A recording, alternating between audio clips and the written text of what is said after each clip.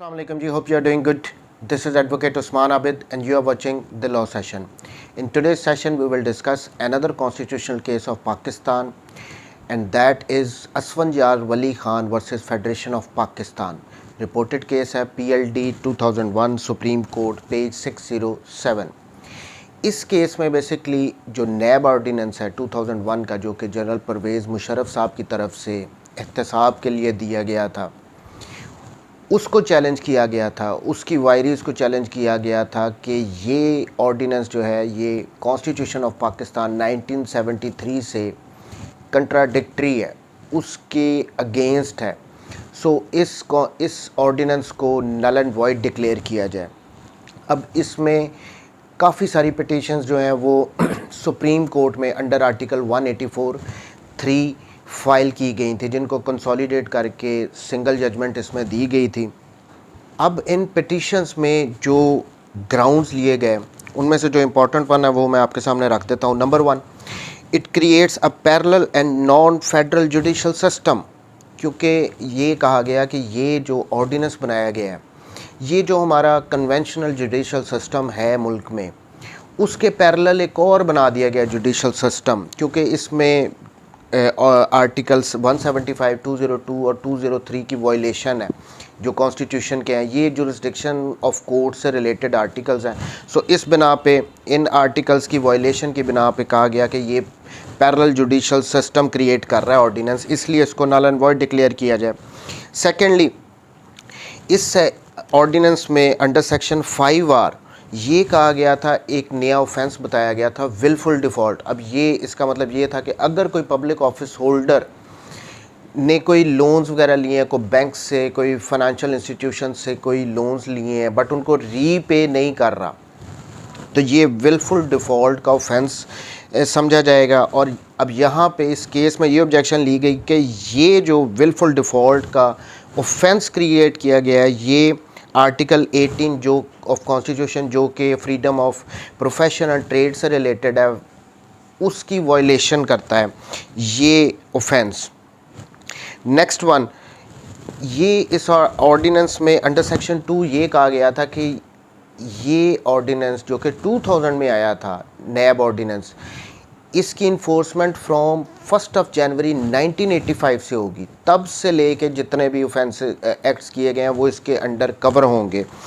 और हमारे हमारे कॉन्स्टिट्यूशन में आर्टिकल 12 है जो कि प्रोटेक्शन अगेंस्ट रेट्रोस्पेक्टिव पनिशमेंट कहता है। इसका मतलब ये होता है कि अगर किसी ने पास्ट में कोई एक एक्ट किया जो कि उस वक्त ऑफेंस नहीं था, लेकिन आज प्रेजेंट में अगर एक कानून बनाया गया है जिसके मुताबिक वो एक्ट जो पास्ट में किया गया था वो एक ऑफेंस होगा। सो यहाँ पे रेट्रोस्पेक्टिव पनिशमेंट ये है कि ये नहीं हो सकता कि जो आज कानून बनाया गया है इसमें पीछे वाले जो ऑफेंसेस हैं, जबकि वो ऑफेंस नहीं थे, उनसे रिलेटेड कोई लॉ मौजूद नहीं था, तो उन पे आप उनको पनिश नहीं कर सकते, सज़ा नहीं दे सकते। आज के बाद जो होंगे उन पे ही ये कानून इन्फोर्स किया जाएगा। बट ये ऑर्डिनेंस चूँकि 1985 से किया गया था, सो ये ऑब्जेक्शन था कि जी इसमें रेट्रोस्पेक्टिव पनिशमेंट दी जा रही है, जो कि वायलेशन है आर्टिकल 12 की।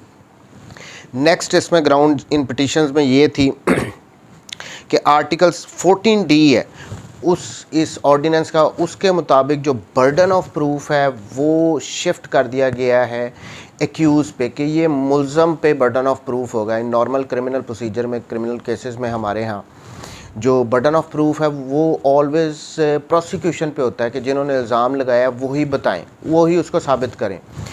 बट इस ऑर्डिनेंस में बर्डन ऑफ प्रूफ जो है वो एक्यूज़ पे रख दिया गया था, जो कि वो कहते थे जी, कहा गया था कि ये आर्टिकल 4 और 25 ऑफ कॉन्स्टिट्यूशन की वायलेशन है। नेक्स्ट वन, सेक्शन 16D, इसके मुताबिक चेयरमैन नैब को ये उसके पास अथॉरिटी थी कि वो वेन्यू सिलेक्ट कर सकता था पाकिस्तान में कहीं भी कि किसी भी एक्यूज़ का ट्रायल कहाँ पे चलाया जाएगा। ये एक ग्राउंड थी कि ये अथॉरिटी बहुत ज़्यादा दी गई हैं। नेक्स्ट वन था सेक्शन 17C, इसके मुताबिक जो अकाउंटेबिलिटी कोर्ट्स हैं नैब ऑर्डिनेंस के अंडर जो इस्टेब्लिश की जाती हैं, उनके पास ये अथॉरिटी होगी कि वो अगर चाहें तो किसी प्रोविज़न ऑफ सीआरपीसी को डिस्पेंस विद कर सकती हैं। उनको छोड़ करके वो कोई भी प्रोसीजर जो कि केस के सर्कमस्टांसेस के हिसाब से उनको फिट लगता हो उसको अप्लाई कर सकती हैं। सो ये कहा गया कि ये आर्टिकल 425 की अगेन वायलेशन है, क्योंकि वो ये नहीं कर सकते कि खुद से एक प्रोसीजर जो उनको सही लगता है उसको अडॉप्ट कर लें। नेक्स्ट इसमें जो ग्राउंड लिए गए थे कि सेक्शन 14D है ऑर्डिनेंस का, उसके मुताबिक जो रिमांड का टाइम है वो 90 डेज़ है, जो कि बहुत ज़्यादा है, क्योंकि सीआरपीसी में अगर सेक्शन 167 देखें तो उसमें रिमांड 15 दिन का होता है, बट यहाँ पे नैब ऑर्डिनेंस में 90 डेज़ का रिमांड दिया गया है, जो कि बहुत ज़्यादा है। ये सेक्शन 167 सीआरपीसी की वायलेशन है। प्लस इसमें यह भी कहा गया था कि जो वुमेन से रिलेटेड आर्टिकल 25(3) में ये कहा गया है कि उनसे रिलेटेड स्पेशल लॉज बनाए जाएंगे, बट यहाँ पे रिमांड से रिलेटेड भी वुमेन से रिलेटेड कोई स्पेशल ट्रीटमेंट की बात नहीं की गई, इसलिए भी सेक्शन 167 आर्टिकल 25(3) की यहाँ पे वायलेशन है।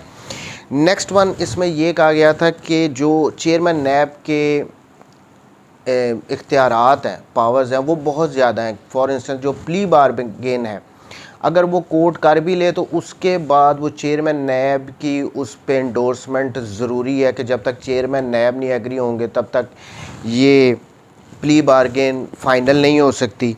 नेक्स्ट वन इसमें ये एक ग्राउंड लिया गया था कि सेक्शन 23 है जो ऑर्डिनेंस का, उसके मुताबिक अगर एक दफ़ा किसी बंदे के ख़िलाफ़ इन्वेस्टिगेशन स्टार्ट होगी तो वो अपनी किसी भी प्रॉपर्टी को ट्रांसफ़र नहीं कर सकता, उसकी डिस्पोजल नहीं कर सकता, ना वो किसी को सेल कर सकता है, ना एक्सचेंज कर सकता है, यानी वो प्रॉपर्टी को आगे ट्रांसफ़र नहीं कर सकता, जो कि वायलेशन है आर्टिकल 23 और 24 जो कॉन्स्टिट्यूशन ऑफ पाकिस्तान की हैं। ये प्रॉपर्टी से रिलेटेड है। अब इनमें तो ये कहा गया है कि कोई भी बंदे के पास, पाकिस्तान के सिटीज़न के पास ये पावर है कि वो कोई भी प्रॉपर्टी ख़रीदे, एक्वायर करे, उसको बेचे, ये उसके फंडामेंटल राइट है। बट अब ये ग्राउंड था एक लिया गया कि जी इस वजह से ये जो ऑर्डिनेंस है इसको मेनली, इसके अलावा भी और बहुत सारी ग्राउंड थी जिनमें ये कहा गया था कि ये जो ऑर्डिनेंस है ये कॉन्स्टिट्यूशन के कंट्राडिक्टरी है, उससे रिपग्नेंट है, इस वजह से इस ऑर्डिनेंस को नल एंड वॉइड डिक्लेयर किया जाए। अब इस पे जो डिसीजन दिया गया वो दिया गया था 24 अप्रैल 2001 को। 4 मेंबर बेंच था जिसको हेड कर रहे थे चीफ़ जस्टिस इरशाद हसन खान साहब, उसके अलावा मोहम्मद बशीर जहांगीर साहब इसके मेंबर थे, जस्टिस चौधरी मोहम्मद आरिफ साहब और जस्टिस काजी मोहम्मद फ़ारूक साहब इस बेंच के मेंबर थे। अब इस बेंच ने जो ऑब्ज़र्वेशंस दी इस केस में वो बड़ी इंपॉर्टेंट हैं। नंबर 1 तो उन्होंने कहा, सुप्रीम कोर्ट ने कहा कि ये जो नैब ऑर्डिनेंस है ये एक स्पेशल लॉ है जो कि सिर्फ इस पर्पज़ के लिए बनाया गया है कि ये जो मुल्क में हाई लेवल ऑफ करप्शन है उससे कॉम्बैट करे, उससे निपटे, और वो लोग इन्फ्लुएंशियल पीपल, वो पावरफुल पीपल जो कि पास्ट में अनटचेबल समझे जाते थे, ये उनको अकाउंटेबल बना रहा है। ये पब्लिक ऑफिस होल्डर्स, ब्यूरोक्रेट्स, फिर बैंकर्स जो होते हैं, इंडस्ट्रियलिस्ट हैं, जो कोई भी करप्शन में इन्वॉल्व है, ये उनको अकाउंटेबल बना रहा है। प्लस प्ली बार्गेन के थ्रू इस ऑर्डिनेंस में जो ये प्रोविज़न रखी गई थी उसके through short period of time में 1064 मिलियन रुपीज़ जो हैं वो रिकवर किए जा चुके हैं। प्लस ये कहा गया कि ये जो ऑर्डिनेंस है इसको फंडामेंटल राइट्स के टच स्टोन पे टेस्ट नहीं किया जा सकता, बिकॉज जो फंडामेंटल राइट्स हैं कॉन्स्टिट्यूशन के वो तो एमरजेंसी के बाद सस्पेंड हो चुके हैं। प्लस ये कहा कि आर्टिकल 18 जो कि freedom of trade, business and profession से रिलेटेड है, ये उसकी कोई वायलेशन नहीं कर रहा ये ऑर्डिनेंस, बिकॉज इसमें तो सिर्फ ये कहा गया है कि जो कोई भी करप्शन में डेलिबरेटली जो कोई ऑफेंस कमिट कर रहा है, जैसे वो था कि विलफुल डिफ़ॉल्ट वाला, ये उन लोगों को सिर्फ पीनलाइज कर रहा है। सो ये उससे आर्टिकल 18 से तो बिल्कुल भी उसकी वायलेशन नहीं कर रहा। प्लस इसमें ये कहा गया कि जो इंक्वायरी और इन्वेस्टिगेशन का तरीका रखा गया वो जस्टिफाइड है, बिकॉज क्योंकि इसमें बहुत सारा रिकॉर्ड बैंक्स का, कंपनीज़ का इन्वॉल्व होता है, जिसको करने में काफ़ी टाइम लगता है। इस वजह से जो ये 90 डेज़ का रिमांड भी दिया गया है, ये भी जस्टिफाइड है। प्लस इसमें ये कहा गया कि जो रिमांड का 90 डेज़ का टाइम है, ये आर्टिकल 10(2) ऑफ कॉन्स्टिट्यूशन की वायलेशन नहीं कर रहा, क्योंकि इसमें भी नैब ऑर्डिनेंस के अंडर भी जो क्यूज़ है आफ्टर अरेस्ट विदिन 24 आवर्स उसको नैब कोर्ट के सामने पेश करना होता है, इसलिए ये वायलेटिव नहीं है आर्टिकल 10(2) की। से इसमें ये कहा गया कि जो सेक्शन 23 है इस ऑर्डिनेंस का, जिसके मुताबिक अगर एक दफ़ा इन्वेस्टिगेशन या इंक्वायरी किसी एक्यूज़ के ख़िलाफ़ स्टार्ट हो जाए, इनिशिएट हो जाए, तो वो अपनी प्रॉपर्टी को सेल नहीं कर सकता, उसको ट्रांसफ़र नहीं कर सकता किसी दूसरे बंदे को। ये वायलेशन नहीं है आर्टिकल 23-24 ऑफ कॉन्स्टिट्यूशन की, बिकॉज़ ये एक इंटरम किस्म का मेजर है, इंटरलोकेटरी मेजर है, जो कि परमानेंटली नहीं है। अगर इन्वेस्टिगेशन ख़त्म हो जाए और वो बंदा उसमें इनोसेंट डिक्लेयर हो जाए, तो ऑब्वियसली वो अपनी प्रॉपर्टी को डिस्पोजल उसकी कर सकता है, उसको सेल आउट कर सकता है। तो इस वजह से अगर ये ना किया जाता, तो फिर अगर प्रॉपर्टी एक्यूज़ ने आगे किसी बंदे को ट्रांसफ़र कर दी, तो थर्ड पार्टी के भी इसमें राइट्स इन्वॉल्व हो जाने थे, वो तो बोनाफाइड परचेज़र होना था। इस वजह से ये इंटरम एक मेजर्स हैं जो लिए गए हैं, ये परमानेंट नहीं है और ये जस्टिफाइड है। सो ये कुछ ऑब्ज़र्वेशंस कोर्ट की तरफ से, इस बेंच की तरफ से दी गई।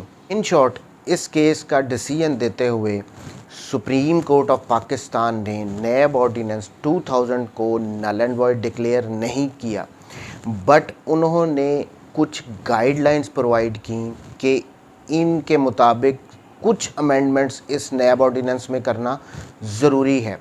फिर बाद में उन जो गाइडलाइंस जो बताई गई थी, उनके मुताबिक जो अमेंडमेंट्स करना ज़रूरी थी इस ऑर्डिनेंस में, वो अब प्रेजेंट नैब ऑर्डिनेंस 2000 में की जा चुकी हैं, और ये जो नैब ऑर्डिनेंस है ये उन गाइडलाइंस के अकॉर्डिंगली अमेंड हो चुका है। So this was all about Asfandyar Wali Khan case. Thank you very much जी, टेक केयर, अल्लाह।